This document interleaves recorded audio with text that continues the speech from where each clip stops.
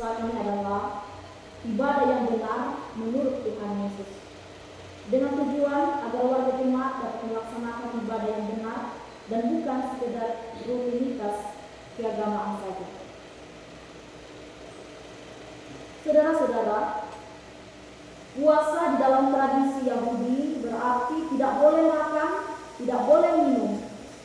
Dan puasa merupakan sebuah ritual atau kebiasaan keagamaan bagi orang-orang Yahudi termasuk juga murid-murid Yesus.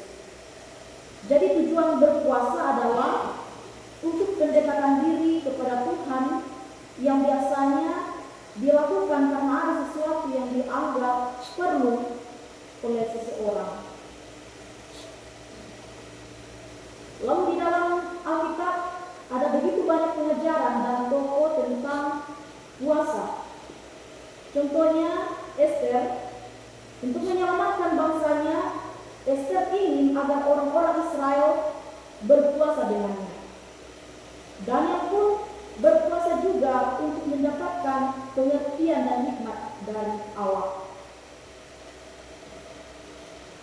Dan pada hari ini sedang jemaat yang dikasihi, mengawali minggu pertama di tahun 2026, kita akan merenungkan bagaimana cara berpuasa atau beribadah yang benar yang diajarkan oleh Tuhan Yesus kepada kita. Mari perhatikan pembacaan kita di ayat 16. Yesus menegur orang-orang yang melakukan puasa hanya untuk mendapatkan pujian dari orang lain, dan hal itu dianggap sebagai perilaku yang sangat munafik. Yesus menginginkan agar puasa yang dilakukan terlihat secara alami, bukan dibuat-buat. Ya, tidak usah sengaja kita menunjukkan wajah yang terlihat lesu atau sedih agar orang-orang melihat kita dan merasa iba bahwa kita sedang berpuasa. Oh, ternyata si A sangat dekat dengan Tuhan karena terlihat wajahnya murah dan sepertinya dia adalah orang yang paling saleh. Lalu di ayat yang 17 dan 18 pembacaan kita, Yesus mau agar pada saat kita berpuasa, kita meminyaki kepala, mencuci muka, dan tetap merawat diri. Ya, seperti kebiasaan rutinitas kita mandi, sikat gigi, membersihkan diri, agar kita berpenampilan seperti pada hari-hari biasanya. Ya, walaupun kita sedang berpuasa pada saat itu. Ya, tujuannya adalah supaya jangan dilihat oleh orang bahwa saya atau jemaat sedang berpuasa, melainkan hanya oleh Bapa yang ada di tempat tersembunyi. Sebab Yesus lebih menyukai orang yang melakukan puasa secara tersembunyi, diam-diam, sebab Allah akan membalaskan kepada kita apa yang kita lakukan di tempat yang tersembunyi.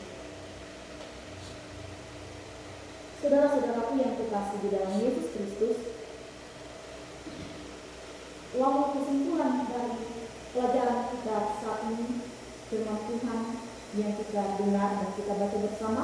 Yang pertama, puasa yang kita lakukan harus tulus dan sungguh-sungguh. Berpuasalah dengan benar, karena berpuasa adalah salah satu bentuk daripada ibadah yang disertai dengan doa, penyerahan diri secara total kepada Tuhan. Jangan datang hanya saat kita ada sesuatu pada momen saja. Puasa bukan untuk memamerkan diri agar kita terlihat lebih saleh, lebih rohani dibanding orang lain, tetapi kita berpuasa untuk melatih hubungan yang lebih dalam dengan Tuhan. Kesimpulan kedua, tujuan berpuasa bukan sebagai alat untuk memaksa Allah memberikan apa yang kita inginkan, tetapi tujuan berpuasa adalah pendekatan diri kepada Allah, membangun hubungan yang lebih intim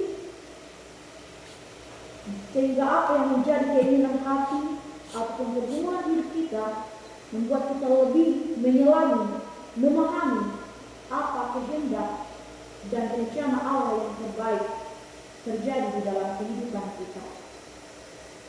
Motivasi berpuasa yang baik atau beribadah yang baik membuat kita lebih dekat menjalani hidup sesuai dengan kehendak Allah.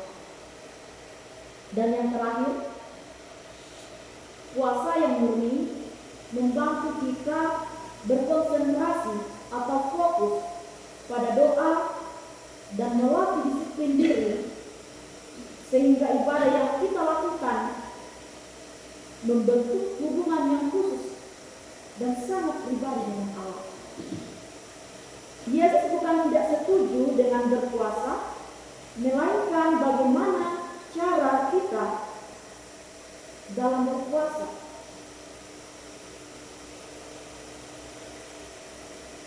Ada begitu banyak orang yang berpuasa di luar sana karena hanya ingin terlihat baik di mata orang lain. Saudara-saudara, Yesus bukan hanya melihat dan memperhatikan kehidupan sehari-hari kita atau hubungan kita dengan orang lain, tetapi lebih daripada itu, kehidupan dalam ibadah pun Allah memperhatikan kita.